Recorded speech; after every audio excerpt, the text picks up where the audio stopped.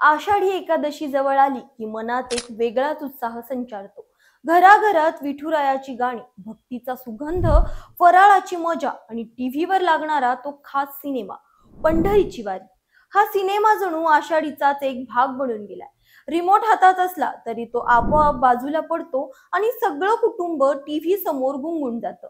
ही जादू आहे 37 वर्षापूर्वीच्या या सिनेमाची, जी आजही तितक्याच भक्तिभावाने आणि प्रेमाने पाहिली जाते. या सिनेमाची फक्त स्क्रीनवरची कथाच नव्हे, तर त्याच्या निर्मितीची कहाणी देखील तितकीच थक्क करणारी आहे.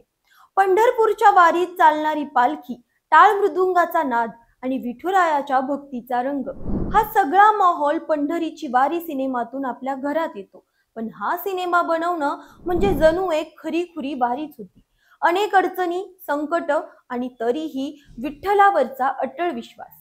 या सिनेमाची निर्मिती ही खरंच एक अंगावर काटा आणणारी कहाणी आहे. नमस्कार, मी अंजली आपलं स्वागत करते पोलखोलमध्ये. 21 जून 1984 हा दिवस अण्णासाहेब घाटगे यांच्यासाठी खास होता, कारण त्यांच्या स्वप्नातला सिनेमा पंढरीची वारी चा मुहूर्त याच दिवशी होणार होता. आळंदीला सगळी तयारी झाली होती. दिग्दर्शक रमाकांत कवठेकर 25 दिवसांचं शूटिंग शेड्यूल आणि खऱ्या वारीतच चित्रीकरण करायचं ठरलं होतं. सगळं कसं परफेक्ट होतं, पण नियतीला काही वेगळंच लिहायचं होतं. शूटिंगला सुरुवात होण्याआधीच एक फोन आला आणि सगळं थांबलं. तो फोन होता मराठी सिनेसृष्टीतील दिग्गज अभिनेते अरुण सरनाईक यांच्या निधनाचा. सिनेमाचा मुख्य अभिनेता गमावण्याचा हा धक्का सगळ्यांनाच बसला. आता काय करायचं, सिनेमाचं काय होणार? पण अण्णासाहेबांनी हार मानली नाही. या धक्क्यातून सावरताना सगळ्यांनी एकमेकांना आधार दिला. अभिनेते राघवेंद्र कडकोळ यांनी ज्येष्ठ अभिनेते श्रीकांत मोघे यांचं नाव सुचवलं. मग काय, श्रीकांत मोघे आणि अभिनेत्री रंजना यांच्या सोबत शूटिंगला सुरुवात झाली. सिनेमाचं जवळपास 70% काम पूर्ण झालं. पण नियतीचा खेळ येथेच थांबला नाही. शूटिंगचे फक्त 10 दिवस बाकी असताना आणखी एक मोठं संकट आलं. रंजना एका दुसऱ्या सिनेमाच्या शूटिंगसाठी बाहेर गेल्या होत्या आणि तिथे त्यांचा भीषण अपघात झाला.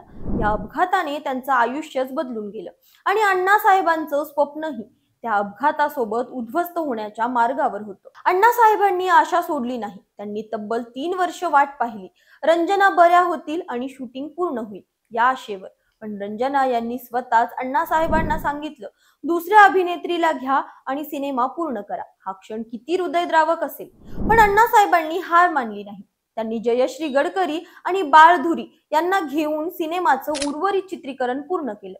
त्यांनी आपला सगळा पैसा, वेळ आणि संयम या सिनेमावर लावला. तब्बल 18 लाख रुपये खर्च करून अनेक संकटांना तोंड देत अखेर 8 डिसेंबर 1988 रोजी पंढरीची वारी प्रेक्षकांच्या भेटीला आला.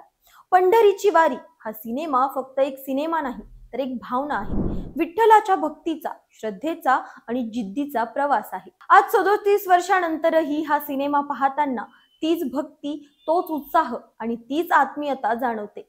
अण्णासाहेब घाटगे यांनी संकटावर मात करत हा सिनेमा पूर्ण केला आणि आपल्या सगळ्यांना घर बसल्या पंढरपूरच्या वारीचा अनुभव दिला. यंदाच्या आषाढीत जेव्हा तुम्ही हा सिनेमा पाहाल, तेव्हा फक्त कथानक नाही, गाणीच नाही, तर त्यामागची ही अविस्मरणीय कहाणीही आठवा.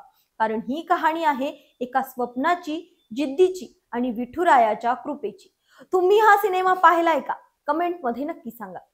अशाच माहितीपूर्वक व्हिडिओसाठी आमच्या चॅनलला लाईक, सबस्क्राईब आणि शेअर करा.